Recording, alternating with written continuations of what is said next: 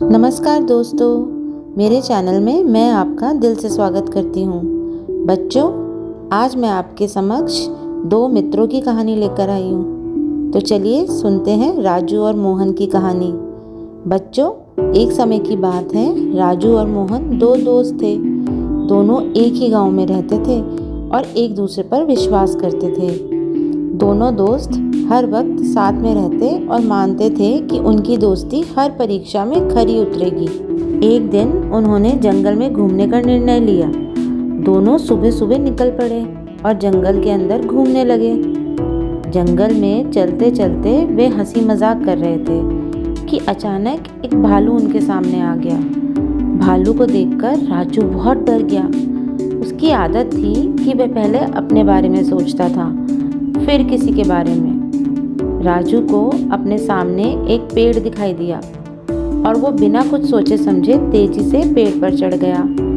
उसने अपनी जान बचाने के बारे में सोचा और मोहन को वहाँ पर अकेला छोड़ दिया।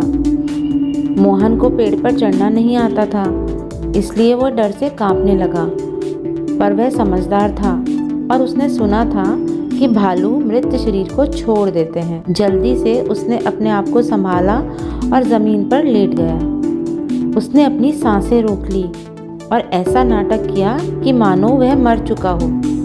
भालू धीरे धीरे उसके पास आया और उसे सूंघने लगा। मोहन ने बिल्कुल भी हलचल नहीं की और अपनी सांसों को धीमे कर लिया।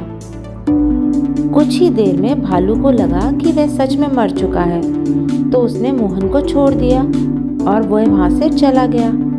जैसे ही भालू दूर गया, राजू पेड़ से नीचे उतरा और मोहन के पास आकर हंसते हुए बोला, भाई, भालू तुम्हारे कान में क्या कह रहा था? मोहन ने गहरी सांस लेते हुए कहा, भालू ने मुझे बताया कि सच्चा दोस्त वही होता है जो मुश्किल वक्त में साथ खड़ा रहे। यह कहकर मोहन ने राजू की ओर देखा और आगे बढ़ गया। मोहन को समझ आ गया था कि राजू सिर्फ अपनी जान बचाने के बारे में सोचता है, दोस्ती निभाने के बारे में उसने कभी नहीं सोचा। यह बात राजू के दिल को छू गई और उसने अपनी गलती मान ली। उसे अपनी गलती का गहरा एहसास हुआ और उसे समझ आया कि दोस्ती सिर्फ साथ हंसना मजाक करना नहीं है, बल्कि मुश्किल समय में एक दूसरे के साथ खड़े रहना और हर मुश्किल में साथ देना ही दोस्ती है।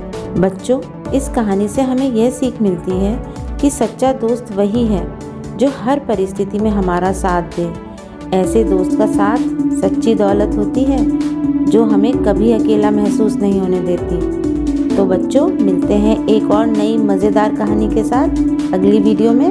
तब तक के लिए अलविदा।